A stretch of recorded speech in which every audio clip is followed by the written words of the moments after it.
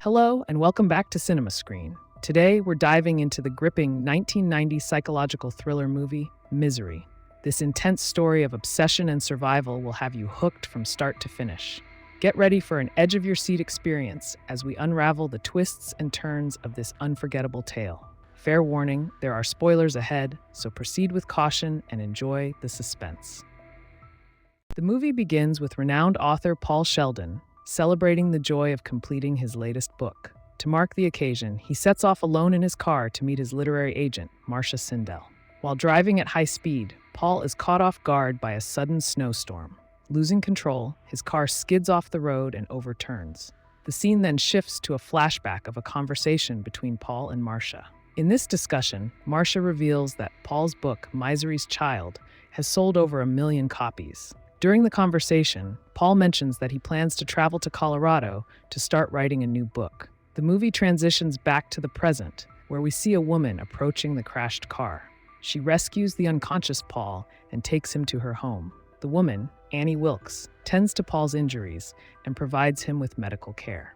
Paul regains consciousness 2 days later, only to discover that Annie is a nurse and claims to be his #1 fan. She explains that the snowstorm made it impossible to take him to a hospital and that the phone lines were down when she tried to call for help. The next morning, Annie continues treating Paul and shows him his severely injured legs, which are broken in multiple places. Distressed, Paul asks, "Will I be able to walk again?" Annie reassures him that he will recover soon. Meanwhile, in New York, Paul's literary agent, Marcia, contacts the sheriff in Silver Creek, asking him to investigate Paul's disappearance. When the sheriff inquires why she's concerned, Marcia explains that Paul missed his scheduled meeting with her, and his daughter hasn't heard from him either. Marcia further reveals that she called the place Paul had been staying in Silver Creek, and they informed her that he had left the location on Tuesday. The sheriff assures Marcia that he will look into Paul's disappearance and ends the call. He then asks Virginia, his deputy, when the snowstorm occurred, and she replies that it was last Tuesday. Meanwhile, Annie is trimming Paul's beard. During their conversation, Paul asks her how she found him. Annie explains that she often visits the place where Paul was staying and happened to see the accident that day. She says she acted quickly to save him. She also reveals that she has read every book Paul has written and is particularly fond of the Misery series.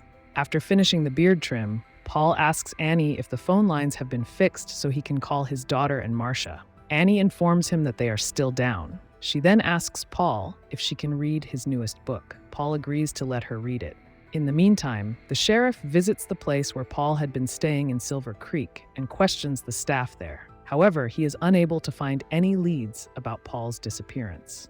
Back at Annie's house, she serves Paul some soup while excitedly discussing his new book. As she gets carried away, the soup spills, making Annie angry. She angrily scolds Paul, and her erratic behavior frightens him.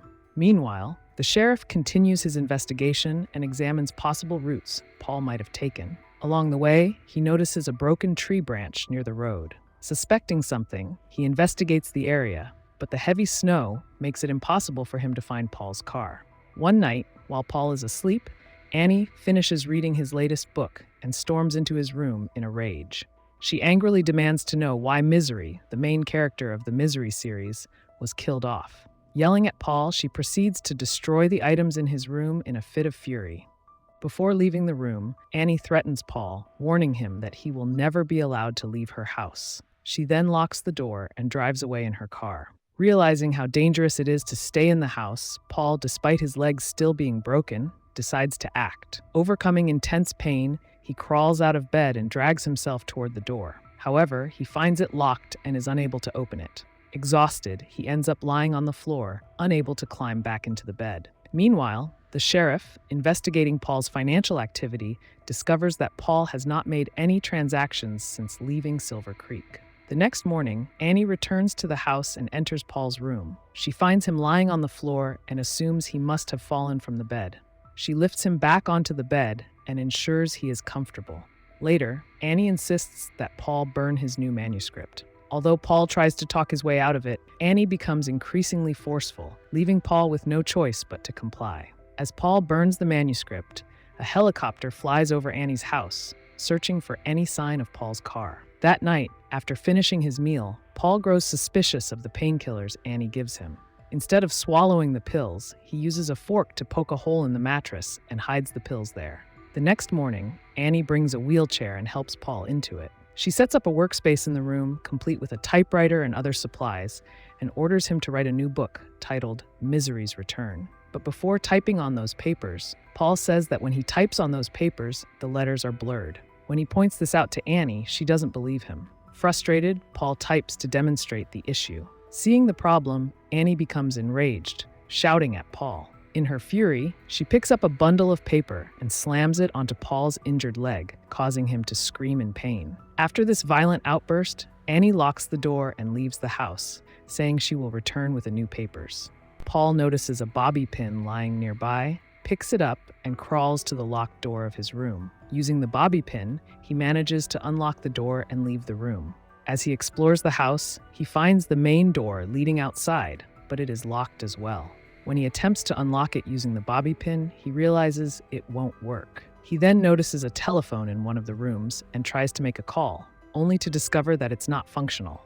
Paul continues to move through the house, and while passing Annie's table, he accidentally knocks over a ceramic penguin. He manages to catch it before it falls, but places it back incorrectly, not noticing the difference.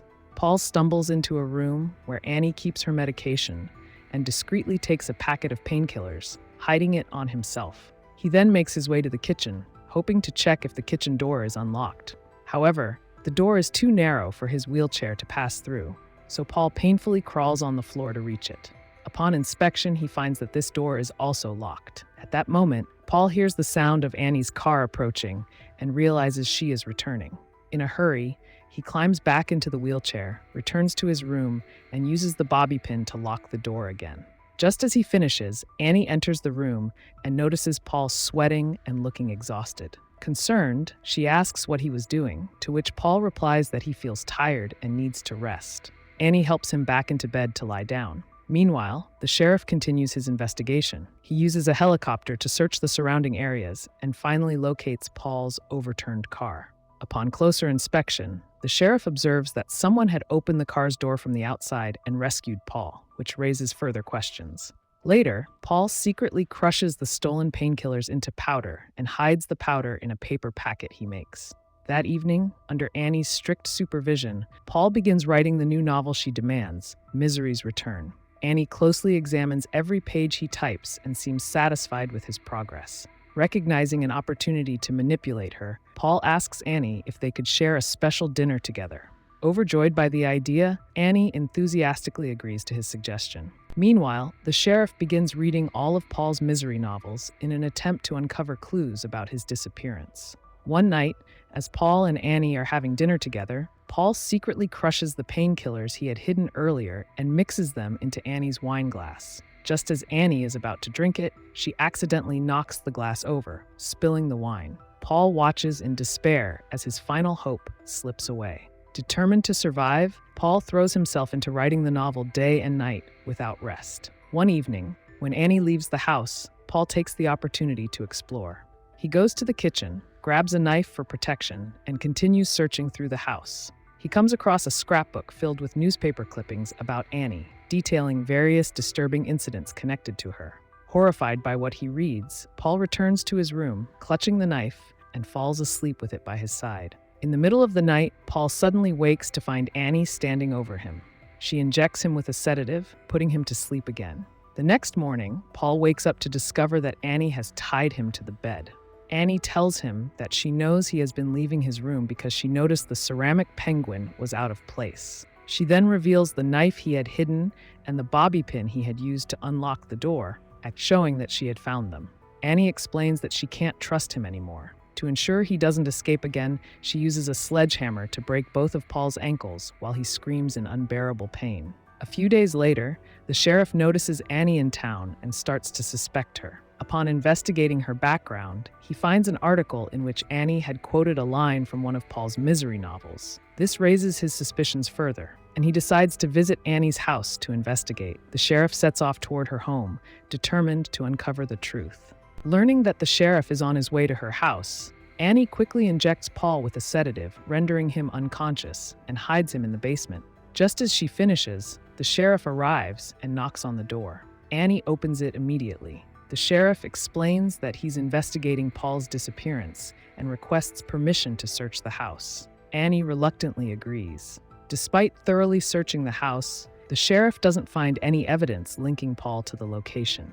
Just as he's about to leave, Paul regains consciousness in the basement and starts shouting for help. Hearing Paul's screaming, the sheriff rushes to the basement, where he discovers Paul. However, before he can rescue him, Annie shoots and kills the sheriff. Later, Paul tells Annie that he's nearly finished writing his novel and suggests they celebrate the occasion.